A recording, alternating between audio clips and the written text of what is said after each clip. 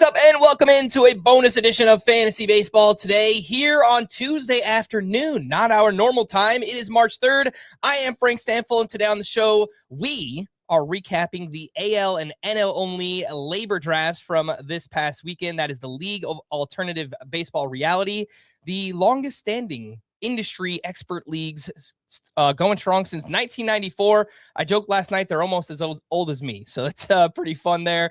Welcome to the show to help us break down these drafts, the lead prospect analyst, senior baseball editor at Rotowire, one of the hosts of the Rotowire Fantasy Baseball podcast, James Anderson. James, welcome in, man. Thanks for hopping on.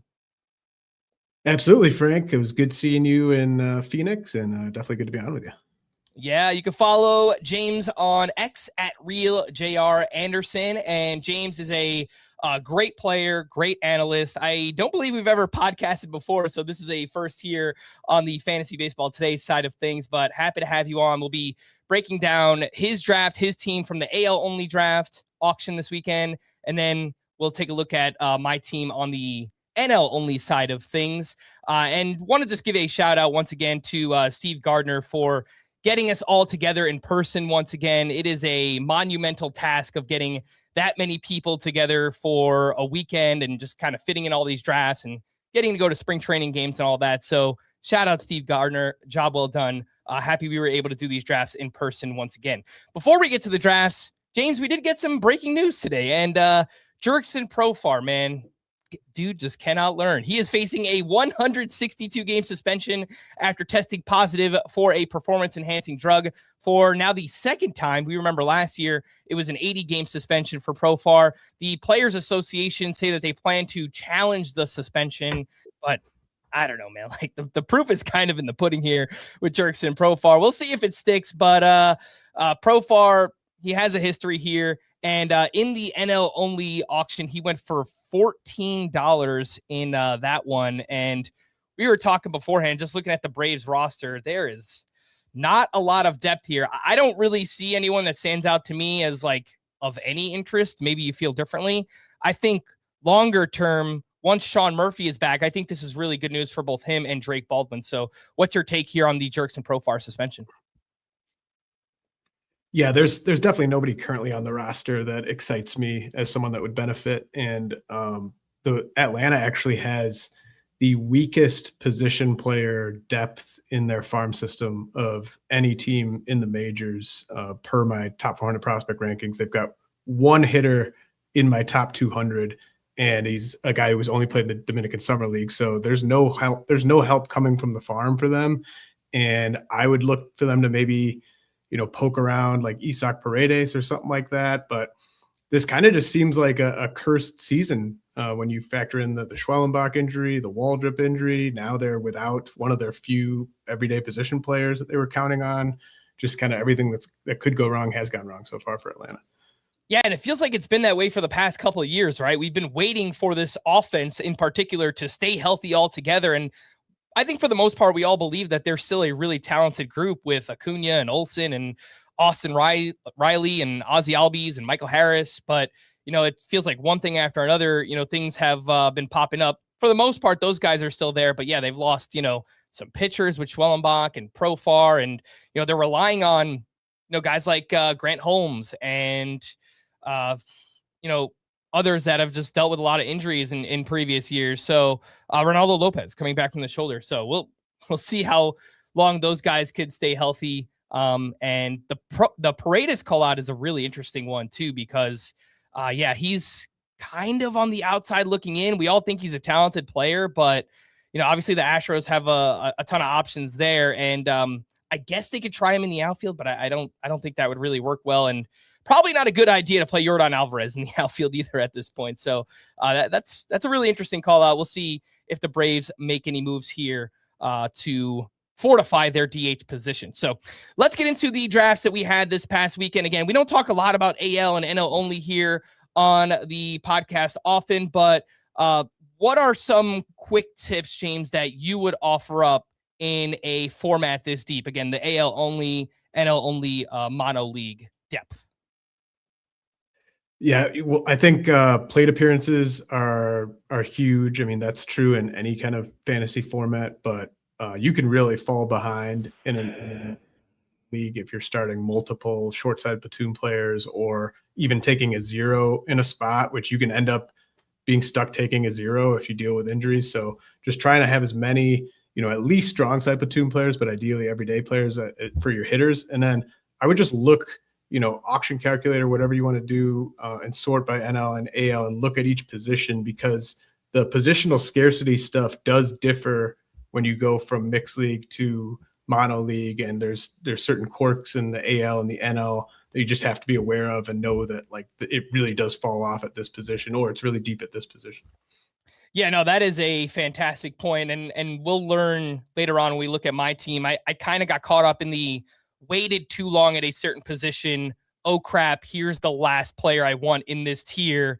And as a result, had to pay up a little bit more than I wanted to get those players. So that is a really great point. I think if you can try your best to avoid $1 players for all the reasons you mentioned, like in a 15 team or a 12 team mixed auction, a $1 player can still be a really valuable player. In an only, if you have a $1 player on your roster, they are either a short side platoon player, a bench player, or a prospect who is probably not starting in the major leagues. And I think ideally you would want to avoid as many of those on your team as humanly possible. Some unique rules to know about LABR in particular. Again, League of Alternative Baseball Reality. The team you draft is your starting lineup weekly. So you can only remove a player from your lineup if they go on the IL, they are sent to the minors, or you drop them. Those are the only ways to get those players out of your lineup. So it's not like you're constantly making lineup decisions. I mean, the team that you draft, as long as they are healthy, you are pretty much locked into those players being in your lineup, again, unless they get hurt, sent to the minors, or you drop one of those players. So, James, that kind of adds an interesting factor to this as well, because, I mean, particularly on the pitching side, if you take any pitchers that, have volatile profiles, I mean, these guys could just get blown up and those ratios are just stuck in your lineup. It's not like you can really play the matchups here. So it's something that you really do. It's a unique quirk, and I think something you do have to pay attention to in this league in particular. Yeah, I think the rules are really fun, but you definitely have to get used to them. And that's such a good point about the pitching. If you're buying a pitcher in one of these auctions, it better be someone that you really believe in, or someone who's cheap enough that you can cut them and move on quickly if it's not working out. Because if you just keep a guy who's just destroying your ratios in your lineup for like a month, that could just cost you your season. So obviously any pitcher you're buying should be someone you definitely believe in. Yeah, I remember last year, even in an NL only, you probably wouldn't suspect a pitcher like Brandon Pfaadt would be on the waiver wire, but he was hurting someone's team so badly when he was in the lineup that whoever had him just had to cut Brandon Pfaadt. And, and there are other players like that, kind of the past couple of years, like Aaron Nola has been kind of like susceptible to some of these blow up starts. And there are a few pitchers in particular like that. So it's a very specific rule, but if for some reason your league plays with any type of rule like that, keep that in mind. Let's get into James's AL only team here, and I will pull up the draft board for those watching on YouTube, and there's a lot going on here, so try your best to kind of zoom in and see. If you look at James's team, it's the one with the Rotowire logo right above there. It's third from the left. So that will be the team that we'll be focusing on. But you could bounce around and see how much players went for. If you play in an AL only league and you just want to kind of compare and contrast and see, what players went for in this one. So first up, just kind of an overarching strategy question, I guess, James. Did you have a plan going into the auction? And if so, what was that plan? And did you stick to it here? Right. So I obviously had, rough dollar values on a handful of targets at every position. But in terms of a plan, I really wanted one of the elite shortstops. And specifically, I thought I was going to get either Gunnar Henderson or Zach Neto. I typically don't like to spend up in like the high 30s, low 40s on players in this league. So I knew I wasn't going to get Bobby Witt, but Henderson or Neto, I just felt like I needed one of those 5 category shortstops to keep pace and speed, and to just kind of keep pace in the other categories, because I felt like there was a pretty steep drop off. I think Jeremy Pena is fine. But like a guy like that going for 27, I just didn't want to be kind of stuck in that range. I wanted to be in the tier above. I regret not going 36 on Gunnar Henderson. Saris got him for 35. We talked about it later that night, and he wasn't sure whether he would have gone 37 or not if I go 36, but would have at least liked to have found that out because I think Gunnar for 36 would be a little bit more preferable to me than Neto for 31, but I don't really have any regrets about that because it was part of the plan. He did go for a little bit more than I was hoping. The other big thing I was planning on doing was throwing Andres Munoz with my first nomination. I looked at the closer pool in the AL, and shortstop and closer were basically the two positions where I just did not want to be left with a second or third option. Just seemed like there were 4 or 5 closers I really trust in the AL. I thought that throwing the guy I wanted most early would possibly lead to me getting them for a little bit cheaper. I think that probably worked. Munoz for 23 was something I was pretty happy with.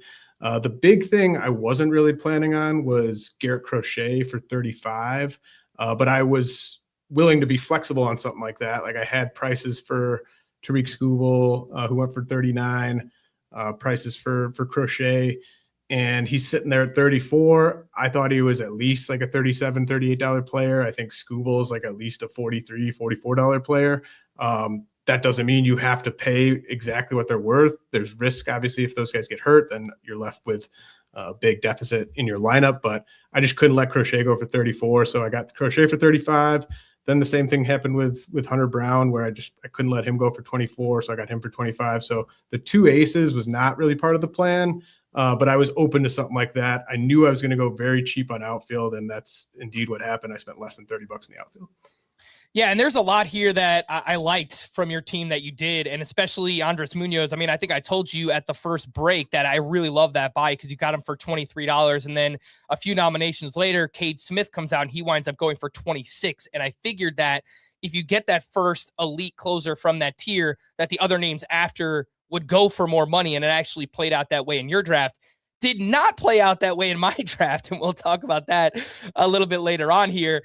You wound up spending 59% of your $260 budget on hitting and then 41% on pitching. So a little bit more of an aggressive pitcher split there. Was that part of the plan? Did you have a hitter-pitcher split plan in mind going in, or was it just to, be flexible and kind of wind up somewhere in that like 60-40, 70-30 split range? Every year I spend more on pitching in this auction than I want to. And like, I knew that going in. I was like, I want to spend around $95 on pitching. It's the spot that I think the most talent comes in off waivers throughout the season. Like there's always going to just be a stream of exciting pitching prospects coming up mid-season. So if I'm weak at like my 8th or 9th pitcher spot, I think that's preferable than being weak at multiple hitting spots. But again, like I just kind of reacted to the prices. I felt like the most overpriced players, speedsters are always just really priced up in this league, but I felt like that second tier starting pitching really got priced up. So I was happy to shop in the top tier, but like you had guys like Bradish going for 20, Mackenzie Gore, Tatsuya Imai going for like high teens. All those guys just went for a few more bucks than I thought they were worth. So ending up with the 2 aces and the ace closer, not the end of the world, but everyone in these rooms is pretty sharp. So like guys like Mike Burrows, Shane Smith, they weren't as cheap as I was hoping. I didn't want to go into the year with like multiple starting pitchers that I thought were ratio risks. And I think, 3 relievers is kind of the max I'm willing to go into the year with. So I felt like spending a little bit more to make sure I got some targets in Burrows and Smith. It made sense mid-auction to me, but I did spend more on pitching than I wanted to at the end of the day. Yeah, and I do agree. I think some of those second and third tier pitchers went for a little bit more than at least I was expecting. Someone like Ryan Pepio, who I like this year, I thought he would be $15, $16 pitcher. He winds up going for 18. Tatsuya Imai went a little bit higher as well. There was somebody else who got up there too, not coming to mind right now, but like Mackenzie Gore. $16 too, right? And that's another guy where I think like, all right, maybe he's like a 12, 13, 14 guy. So you get a little bit of inflation on those. But then again, it's a zero-sum game. So like the money has to be spent somewhere. And I do think some of those higher end names, like you mentioned, Crochet going for 35, I think that's probably a $3 or $4 discount. And then boom, that gets allocated somewhere else in the mid-tier pitcher. Right. Yeah. Right. Exactly. Like, Mackenzie Gore, Tatsuya Mai specifically, those are guys, well, and Kyle Bradish, actually. Like I had all three of those guys in different sort of builds that I was thinking about, but I had them all for at least $2 or $3 less than they went for. So I'm not upset that I had to switch things up, but it's so tough in these auctions when you don't want to let somebody else get a really good deal on an important swing player. But it's just every year in this thing, I end up spending more on pitching than I planned on, just trying to like get values and trying to enforce and stuff like that.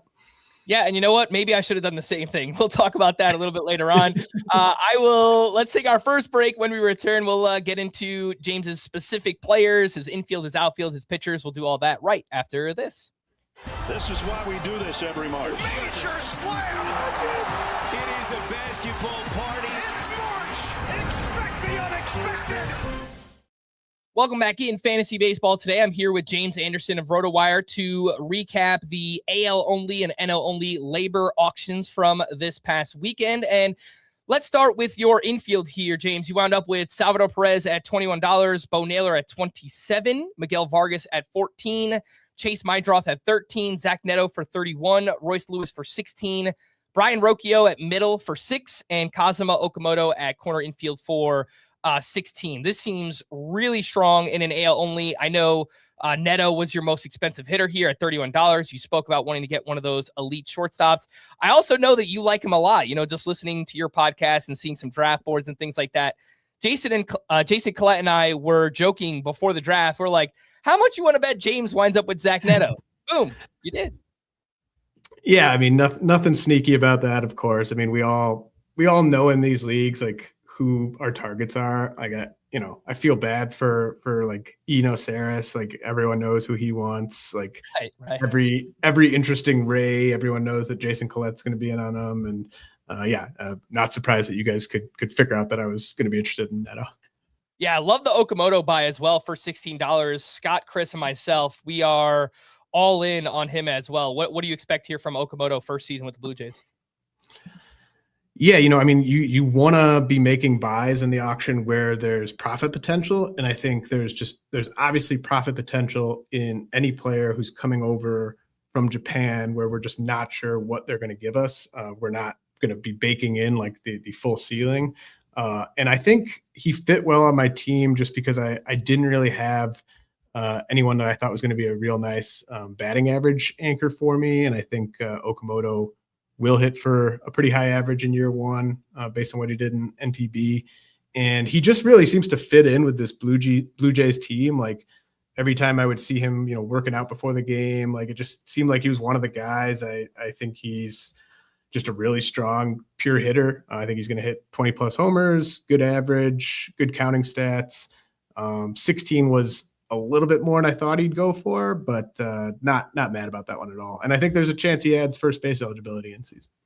Yeah, and to your point about just fitting in with the Blue Jays, I think from a hitting perspective, he fits in a lot as well because what they did last year of blending this contact and power approach, that feels like Kazuma Okamoto to a T, at least based on what he did in Japan. So hopefully that can carry over here into the Toronto Blue Jays as well. You get Royce Lewis for $16, and I've liked drafting him this year as well. And then, of course, last Thursday, he was scratched with the right side tightness. He's back in the lineup today. In fact, he already has his second steal of the spring. So nice to see that he's running already again like he did late in last season. Did you think that you would get more of a discount on Royce Lewis because we just had the fresh news about him dealing with that right side tightness? Everyone's thinking, all right, well, here we go again with Royce Lewis. I think just the prices of other players, I feel like I did still get a discount. Like I think, he goes for $1 less than Andres Jimenez. He goes for $3 less than Caleb Durbin. He goes for like $5 more than Luis Angel Acuna. Like these aren't, really established commodities that we could bank on, like their production that we're going to get from them. Royce Lewis obviously isn't either. Very well documented injury history. But at the end of last season, like he was going right and we saw what he was capable of. I think he had like 10 steals in his last 30 games or something like that. And just speed gets pushed up so much in this league. Like I mentioned, like Andres Jimenez, you wouldn't think that would be a guy where people are going crazy. Jose Caballero goes for over $20 in this league. That's how expensive stolen bases are. So spending 16 on Royce Lewis, I feel like he probably is worth that over half a season in this league. And I have a ton of third base depth. Like I have Okamoto, I have Miguel Vargas, I have Blaze Alexander, all eligible at third base. So if I have to IL Lewis for a stretch, that's fine. I didn't mind the price there. All right, let's take a look at your outfield and utility bat. You got Colton Cowser for 12, Dominic Canzone for 7, Jesus Sanchez for 5, Denzel Clark for 3, Brooks Baldwin for 1, and Blaze Alexander for 2. So was it a conscious decision to spend less on your outfield? I mean, do you worry less about positions within the auction and just trying to get as many good deals and values and players you like as possible? Like, was this part of your plan, is to maybe spend down a little bit in the outfield? Yeah, it was definitely part of the plan. I looked at all the positions. I felt like first base and outfield were the two that I didn't mind kind of shopping towards the bottom of the position just based on the depth. And I think there's just more of a chance of outfielders coming through during the season that you want to add than infielders. So I thought I was going to be spending kind of in the mid 30s on my outfield. I ended up only spending in the mid 20s. So I thought I would probably have a slightly better outfield than this. Brooks Baldwin for $1, that might turn out to not be that great. But there's also a chance that he's a strong side platoon guy for them. So, we'll see about that one. But yeah, I definitely knew that outfield was going to be my weakest group of positions. So were all these names on your list, maybe not Baldwin because you just brought him up, but were they all targets for you? Or did you get to a certain point where you're like, all right, I just have to take whatever's left, whatever's available to me at this point? Yeah. So Cowser was sort of a rough target. I thought $12 was a good price on him. He's a guy that could steal 15 bases pretty easily at outfield. Canzone was a target because I wanted someone that I thought could help my batting average a little bit. And he's, the platoon aspect, it's just not that big of a deal in AL only at $7. And then Denzel Clark was probably the biggest target of my 5 outfielders for 3. I actually threw him out for 3 and nobody went 4, which like maybe it was the perfect nomination. Maybe I could have gotten him for cheaper, but I just think like, again, the speed, how much it gets priced up in this league.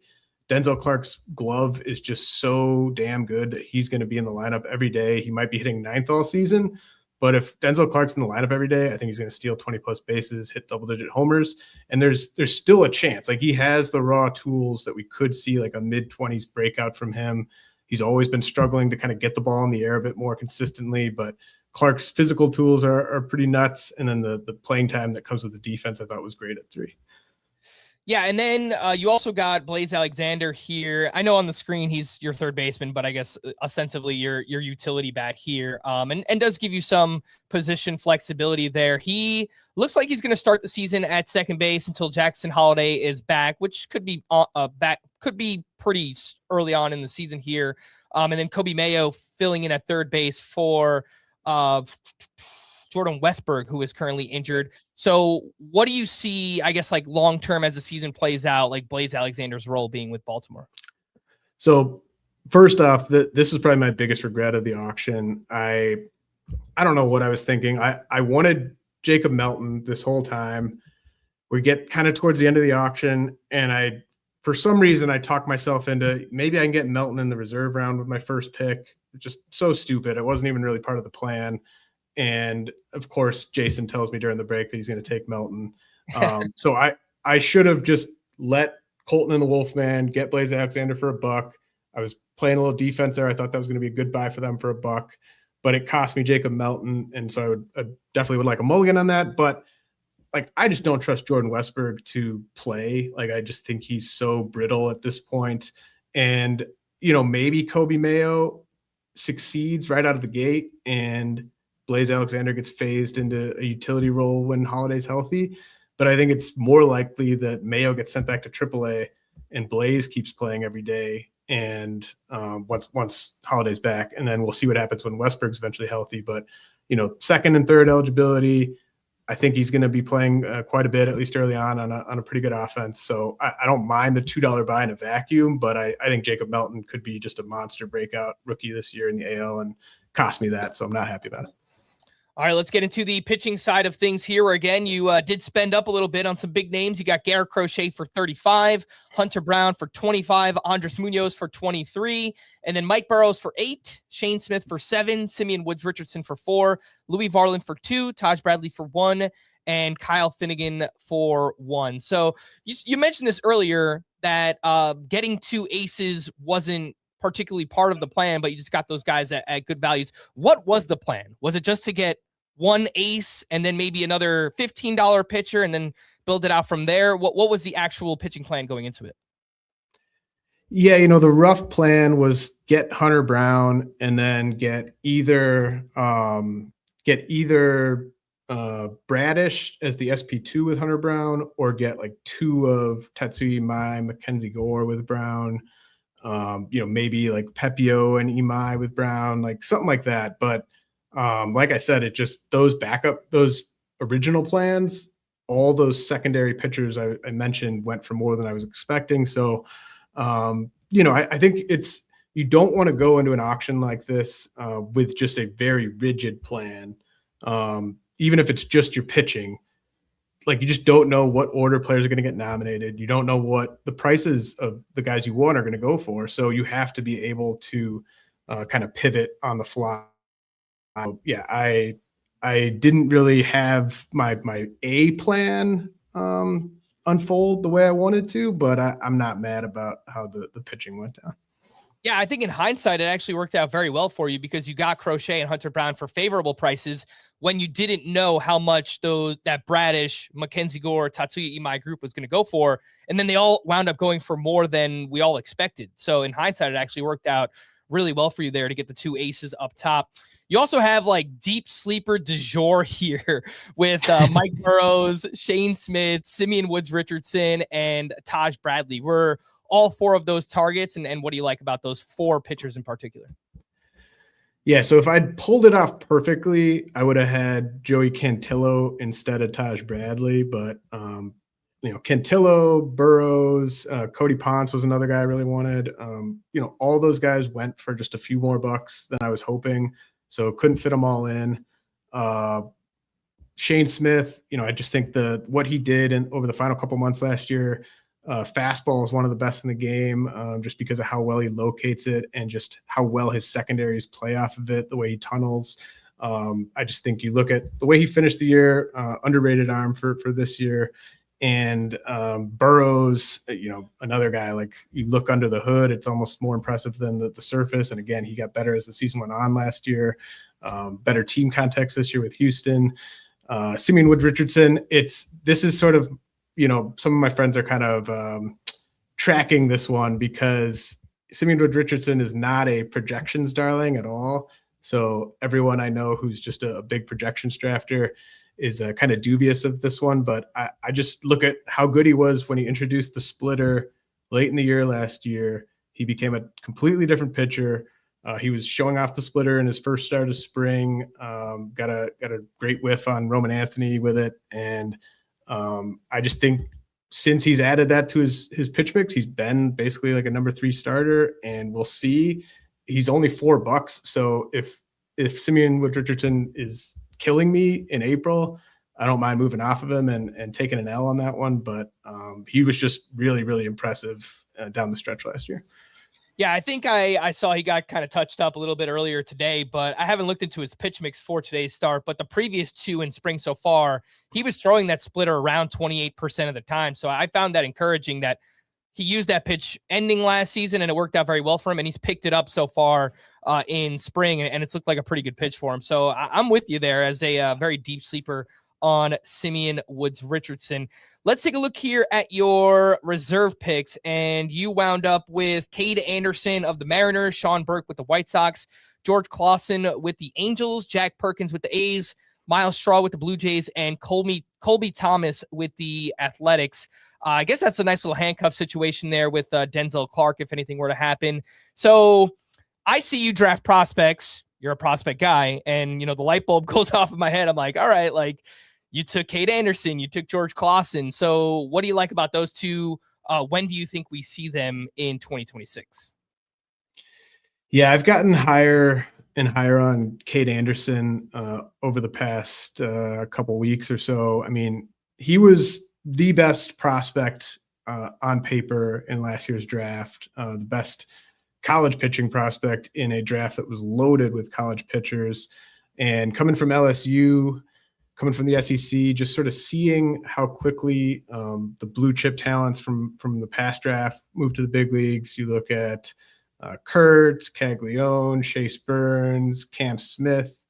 Obviously, not all those guys lit the world on fire, but I also look at that Mariners depth chart, and I mean, honestly, like if somebody got hurt in April, I wonder if Cade Smith would be the guy. Like I'd look at the options behind their top five, and he's just so clearly the most talented option.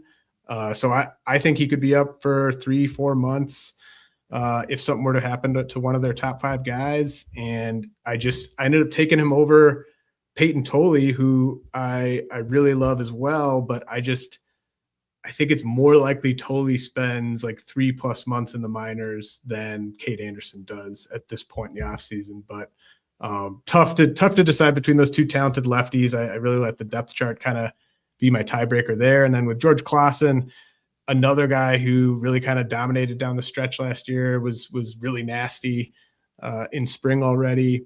He's always had some of the best pure stuff in the minors, and it's just been about throwing strikes, and he's been making gains in that department again, like dating back to the second half of last year. And obviously we know the Angels are not going to make him prove it multiple turns through the PCL. Like I think we could see Clausen up for a good chunk of the season this year. All right, let's wrap up here with your team and just any other overall thoughts that you had on this team. If you could change anything about it, was there another buy in the draft that you really liked? I think all of those answers might just be Gunnar Henderson for you, but any overall thoughts here on your team? Yeah, I mean, the Jacob Melton one really stings. We'll see how that plays out. He's been really impressive to me this spring. And when the Rays go get a guy like that, they've been extremely right in some cases in the past. So that's probably the big one. It's just not having Jacob Melton in a league where speed is so prized. All right, let's take our final break. When we return, we will get into my NL only team. We'll talk about that right after this. When you need your sports news all the time, we've got breaking news to bring to you. CBS Sports HQ gives you a snapshot of all the sports that matter to you. When you need your sports in a snap, find it on CBS Sports HQ, streaming free anywhere you are. Welcome back in Fantasy Baseball. Today I'm here with James Anderson of Rotowire. We're breaking down the AL only and NL only labor auctions from this past weekend. And let's pull up the NL only draft, which is the one that I was participating in here. And so I mentioned earlier that James went with a 59-41 split in terms of his $260 budget. I wound up 67-33, which was pretty close to what I wanted. I wanted to be in that like 65-35 range there, 170 on hitting and right around 90 on pitching. And James, generally, I like to plan out everything to a T and have a plan A, plan B, and plan C at each position, right? So even if I don't get a higher end name, I can kind of pivot to the mid tier and low end and so on and so forth. This year, I wanted to be more flexible because every auction that I have done in the past, there would always be a few players that either during the auction or afterwards, I would say, man, that was such a good buy. Like, why didn't I get in? Like, why didn't I at least price enforce on a player that I kind of liked this season? And I would look back and say, oh, well, he wasn't part of my plan, my very kind of rigid plan of a plan A, plan B, plan C at each position. And so I wanted to be more flexible. And so this year, like I had a few ideas. I wanted a $30 hitter. I wanted an elite starter. I wanted an elite reliever. I wanted at least one good, maybe great catcher. And then everything else, I was like, I'll kind of let the draft come to me. I think it turned out okay, but I mean, while it was going on and then even right afterwards, I kind of, I didn't love it. Like the lack of structure, I just felt like it was too overwhelming for me. So it was weird. Like I wanted to try it out, but in hindsight, I think like now that I'm planning for Tout Wars in a couple of weeks, I think I'll probably try to meet a happy medium where it's like I'll have a plan, but I could still be flexible because I think I was just like way too open and way too flexible in this one. I'm jealous of like the caliber of pitching staff you were able to put together though. Going as like you spent you said 35% on pitching. Yeah, 33. Yep. Yeah, like this is a good staff. Like I think even if you'd spent a little bit more than that, I wouldn't mind this staff. So it's just so tough in these only leagues, right? Like you're gonna have some parts of your roster that don't look great at the end, and you just kind of hope that you can kind of get by with that. But I thought you got some really nice buys on the pitching build, even though you went cheap. Yeah, well, we'll get into that a little bit later on. Like, I wanted to get one of like Christopher Sanchez or Chris Sale or Yamamoto, and those guys just went for more than I was willing to spend. And also because of what I did on the offensive side, I didn't have the funds I didn't have the funds left that I thought I could spend up on some of those names. So we'll get into that. And again, if you're watching on YouTube, I've pulled up the draft board here, and my team is right smack in the middle there. It starts with Francisco Alvarez. If you want to just check up and down and see how much I paid for players here. Let's start with my infield. I had Francisco Alvarez for $16. I got his teammate, Luis Torrens, for $1. So I guess let's go Mets. Pavin Smith for $5. Ozzy Albies for $14. Ellie De La Cruz for $33. Alec Boehm for $18. Nasim Nunez for $4, and Connor Norby for $7. So I plan to spend $25 combined on my two catchers, and I actually wanted Tyler Stevenson as my catcher too. I was in on the bidding. I wanted to spend like 8 or 9 on Tyler Stevenson. He wound up getting up to 10, so I didn't want to go 11 for him. And I made the classic mistake of Alvarez was the last top catcher available in that tier, and so I wound up in a bidding war with Steve Gardner, wound up spending $16 on Alvarez, which I think in a vacuum isn't terrible, but you look at some other prices. I believe Agustin Ramirez went for $1 more. Like, yeah, I would probably rather have that over a Francisco Alvarez. Again, in a vacuum, like I'm fine with him, but as a result, I didn't get Tyler Stevenson. Freddie Fermin went for like $7 or $8. I didn't want to do that. And so all those like third tier catchers went for a little more. And so I just said, all right, Alvarez gets hurt sometimes. I'll just lock up the Mets catcher situation and kind of hope that works out. But what do you think about that, James? Is kind of, if you miss out on Fermin and Harry Ford, just kind of locking in one catcher situation as your two catchers in a league this deep. Yeah, I mean, the only thing I would have done differently is just get because I think Torrens at 1 is fantastic in an NL only. Like he's one of my favorite third catchers in a DC right now, just because, like you said, Alvarez isn't going to start 120 games, right? And Torrens, I think there's interesting stuff under the hood with him. I think I would rather have Goodman for 20 or, like you said, Ramirez for 17. But then if you go 21 on Goodman, I know Derek Carty's projection system loves Goodman. Is he going to go 22? And then, I think Ramirez is a steal at 17. If you go 18, is Brian Walton going to go 19? So, you don't want to play that game necessarily, but 16 for Alvarez does seem a little high, but I do think Torrens for 1 kind of makes up for it. Yeah. And I've never done it before where you just kind of take an entire catcher backfield, but I think one like this makes sense where, again, Alvarez has dealt with a lot of injuries, and, Torrens has looked like a cromulent hitter at times in his career. So if anything happens to Alvarez, I could just plug him in there.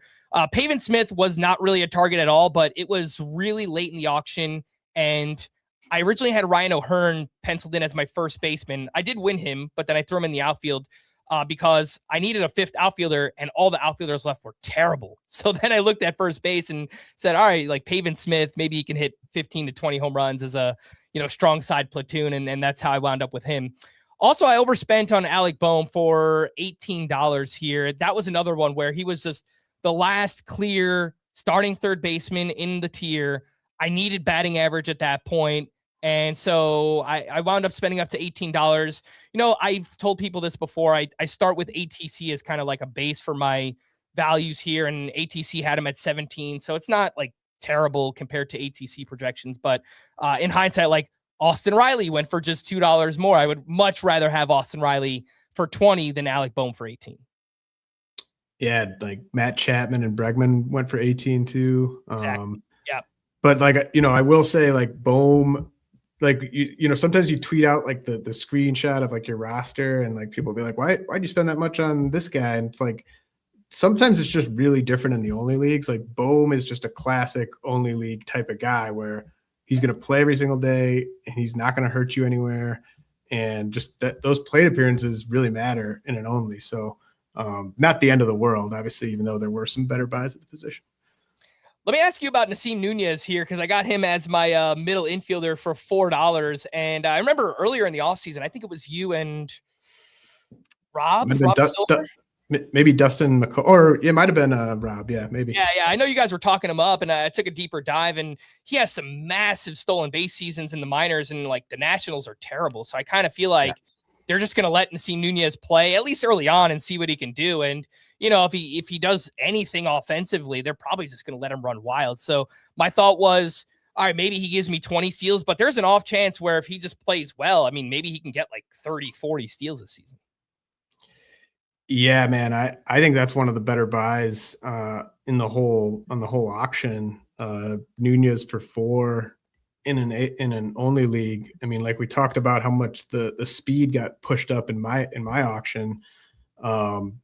Nunez, even if he's not starting, probably gets 20 plus steals. And if he is starting, yeah, look out. Like you could get to 40. And so like right now, there's just a lot of moving pieces on that Nationals depth chart. I am pretty confident that they're done with Luis Garcia as a regular middle infielder. So, move him over to first base, and there's definitely a spot for Nunez unless they want to give prospect Abimelec Ortiz the first base job and keep dealing with Luis Garcia's terrible defense. But I love that Nunez buy for $4. Like it's just so hard to get that many stolen bases for that price. Yeah, and I actually threw him out very late when I didn't have much money left. My max bid was $4, so I threw him out for $1. Somebody went $2, and then I went $4 immediately just because that was my max bid. And I think at that point I maybe needed 2 or 3 more roster spots. And so I was like, all right, I'll bite the bullet and get a few $1 players here. But I needed to know at that point if I was going to have speed or if I needed to pivot to another speed option at middle infield. So that's why I played out that way. And yeah, I mean, in hindsight, for $4, like, we'll see what Nasim Nunez could do. Taking a look at my outfield and utility, I've got Fernando Tatis Jr. at 31, Brian Reynolds for 14, Ryan O'Hearn for 12, Jake McCarthy for 8, Joshua Baez for 1, and Marcell Ozuna for 9. So let's go Pirates. Lots of Pirates here. Reynolds, O'Hearn, and Ozuna. I do think the lineup just has to be better just based on where they've been in previous years. I thought my biggest mistake in the draft was getting 2 $30 hitters. And going in, I wanted one that provided power and speed. I wanted, ideally, I really wanted Acuna, but I knew after his huge game on Friday, the grand slam and 2 steals, I'm like, all right, he's probably going to be a $40 player. And he wound up going for 40 on the nose. So I kind of wanted to live in that $30 to $35 range. I would have been open to Juan Soto, but he went for 39. So Ellie got thrown out earlier and I won him for 33.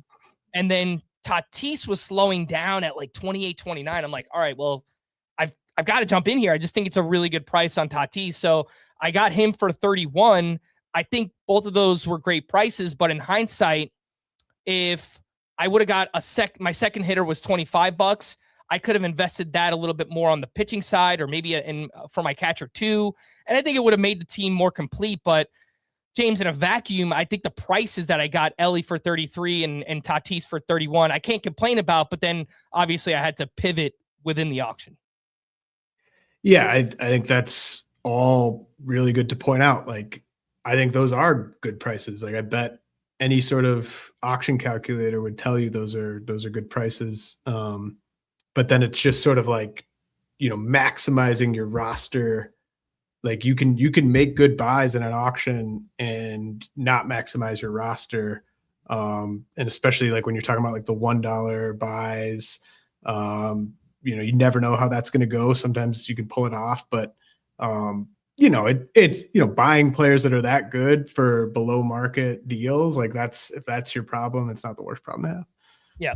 As I mentioned earlier, I actually drafted Ryan O'Hearn to be my first baseman, but later in the auction, like all the outfielders were gone. So I pivoted to Pavin Smith for $5, threw him at first base, threw Ryan O'Hearn in the outfield. And then with Marcell Ozuna, I know we should not bet on a 35-year-old bounce back, but if his hip is better, man, 2023 and 2024, 79 combined home runs, great batting average. I know it's a bad ballpark, but I had him down as like a $12 player, and so I got him for $9. I was willing to take the discount there on Ozuna, even with the lack of flexibility, throwing him in my util spot there. Joshua Baez, my last outfielder for $1. And as I mentioned, I mean, this was like one of my last players, and there was nothing left later on. I tried for Charlie Condon for $1, and then someone went to $2, and I was pretty upset about that. So I pivoted to a different prospect, and one that I know you like a lot in Josh Baez. So what are your expectations? When do you think we see him with the Cardinals this season? Yeah, I mean, you're definitely not lying about the options, because I'm currently working on my updated rookie rankings for 2026 redraft leagues, and I'm going to be moving Ryan Waldschmidt ahead of Joshua Baez on that, but Waldschmidt went for 3 in this to Eric Karabell. So it's just, you kind of are left with what the room gives you. And I mean, Baez, he's so talented. He has such a massive fantasy ceiling, and that's why I've got him ranked so high. I'm just not sure when they give him the keys, and love that he's on the 40-man roster. I do get the sense that they're going to kind of go into the year expecting to have him at AAA for at least a couple months and kind of go from there. But who knows what Jordan Walker is going to look like. If Jordan Walker is just terrible through 6 weeks, maybe they and Baez is mashing. I could see Baez up in May. But I think as long as like Walker keeps his head above water, as long as they don't deal with too many bad injuries, it might be a few months on Baez. But this is the thing about these only leagues, the LABR leagues, is you get to throw him in your minors, and then you bring up the password to plug into your active lineup until Baez is up. So it's a nice little gambit to run for $1 in an NL only.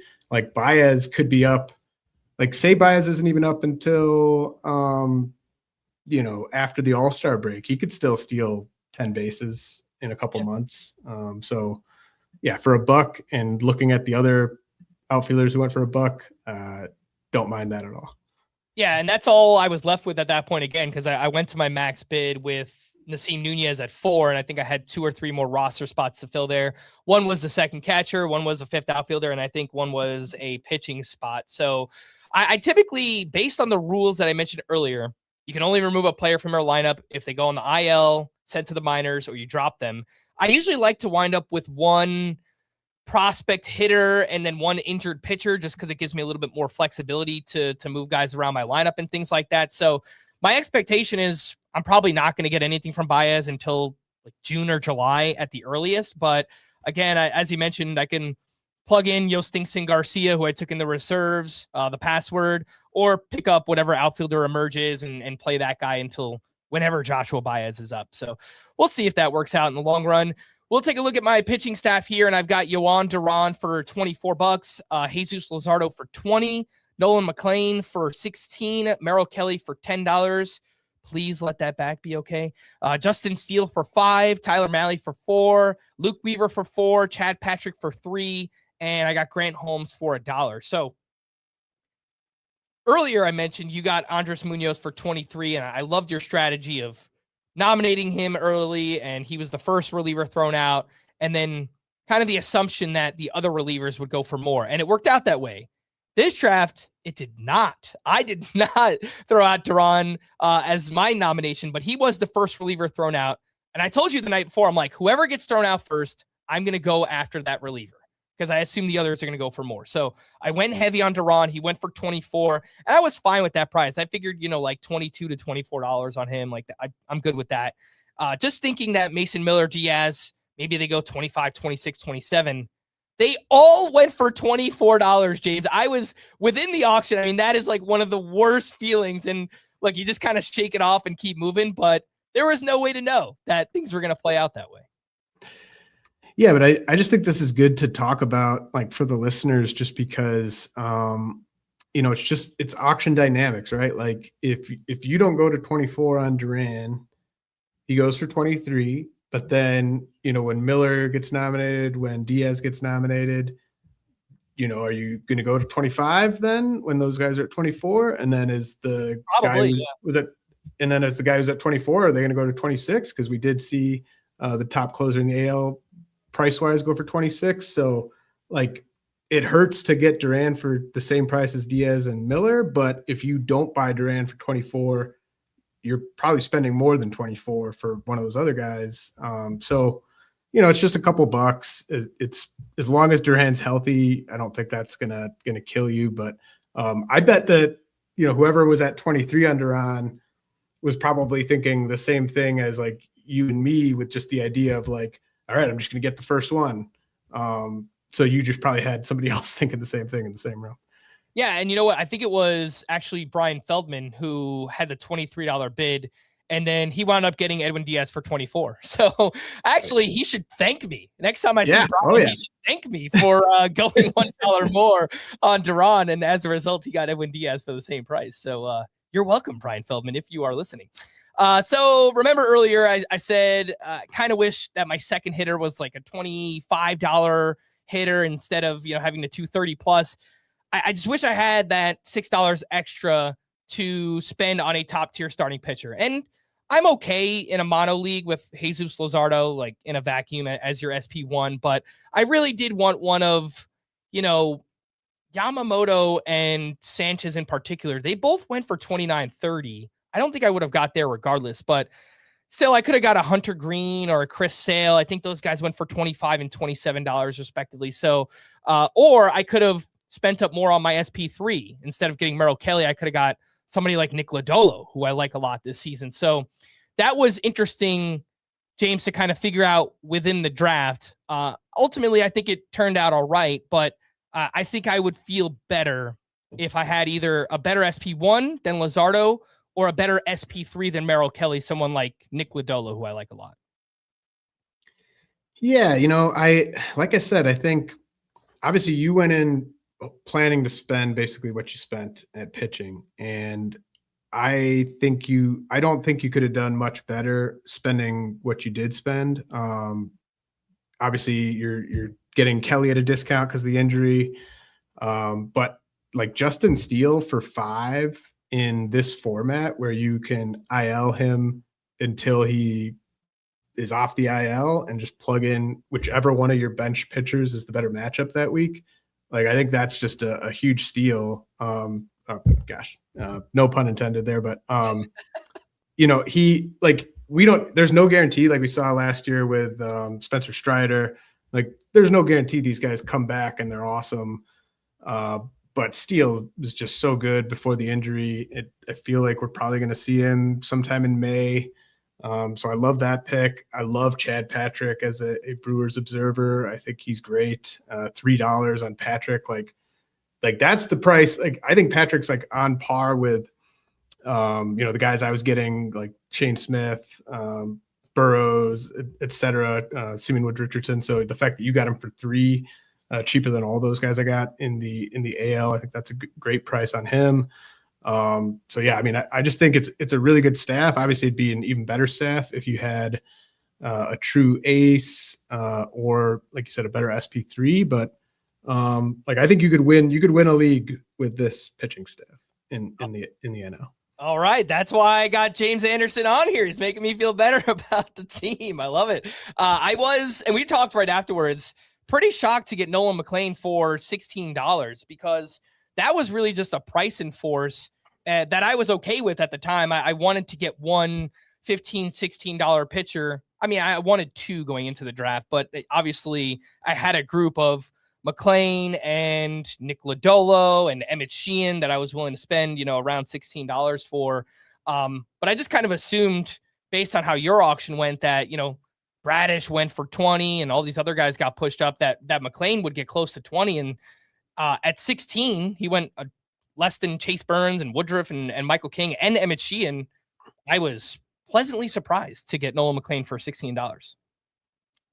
Yeah, I think that's just a really nice value. And I think in these auctions, at least in my experience, prospects get there's not as much prospect buzz in these auctions as there might be in your home leagues or even in like a high stakes league, just because I think everyone's so like, I don't want to be the sucker who's overspending on these prospects, haven't proven anything.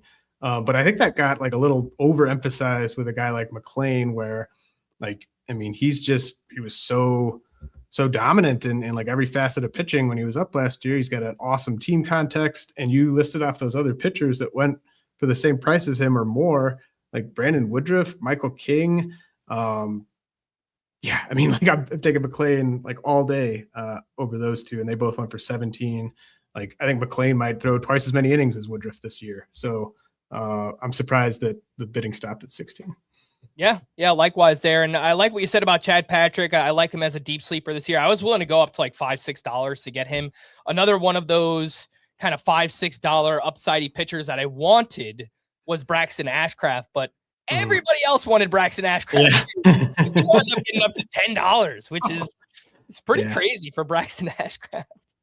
That happened I did a high stakes auction like a week ago, sort of just to kind of knock off the auctioning rust. And I got Ashcraft in that for like $6 when his like prior average AAV was like 3. So it's definitely like the part of the calendar where these sleepers that like everyone's in agreement on, like the price is just going up.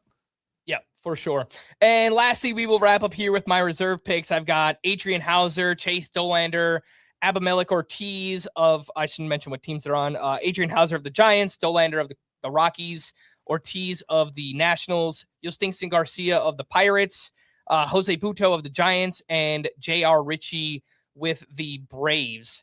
I was pleasantly surprised that Adrian Hauser made it to the reserve picks. I thought maybe he'd be like a $1 to $3 pitcher there. Dollander, people might scoff at Rockies pitchers, but in a format like this again, where there's not too much flexibility, you can just play him whenever he's on the road. And he was actually pretty good on the road last season, like a mid-3 ERA, 115 whip, like 8K per 9. And he's throwing 100 miles per hour in the spring. So pretty excited about that. Any of these reserve picks stand out to you, James? Yeah, I love your reserves. Like you said, perfect format. Like Dollander's the type of guy, no one was going to buy him in the auction, but like he's a perfect reserve pick because you could pick when to start him. I love the Abimelec Ortiz pick. I don't know if you were kind of synchronizing this with the Nunez pick, but and then like the part where you're sort of like weak at first base with Pavin Smith. But like I think Ortiz is just a really nice compliment in case they decide to go with him instead of Nunez as a regular. Then you have Ortiz, and then maybe the Diamondbacks eventually kind of phase out Pavin Smith at some point, and then you have Ortiz to pop in there. So I think he just really fits with your roster very well.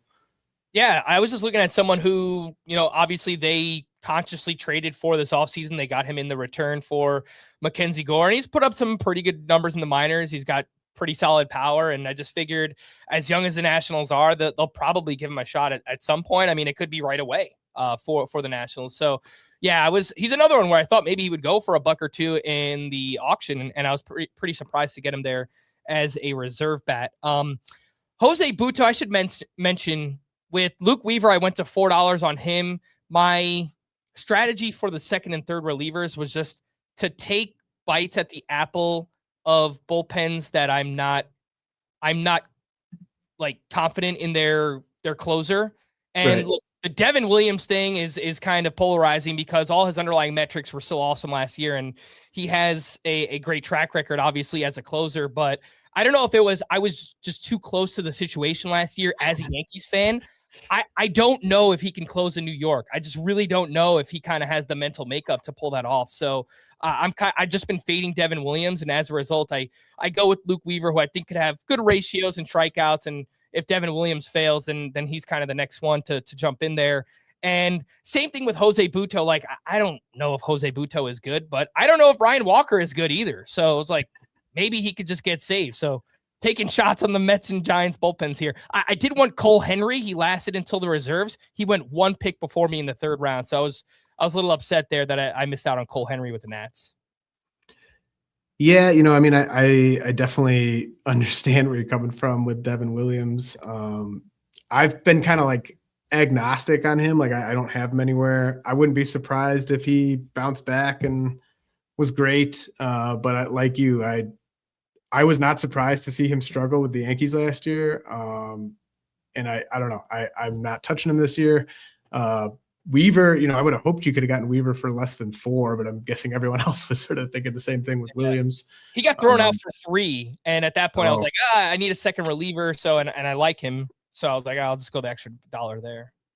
I like the strategy though of just targeting closers that you're lower on. And I totally get it with Ryan Walker. Like I got stuck with him when there was just crazy closer inflation in my auction the other week. But I don't know.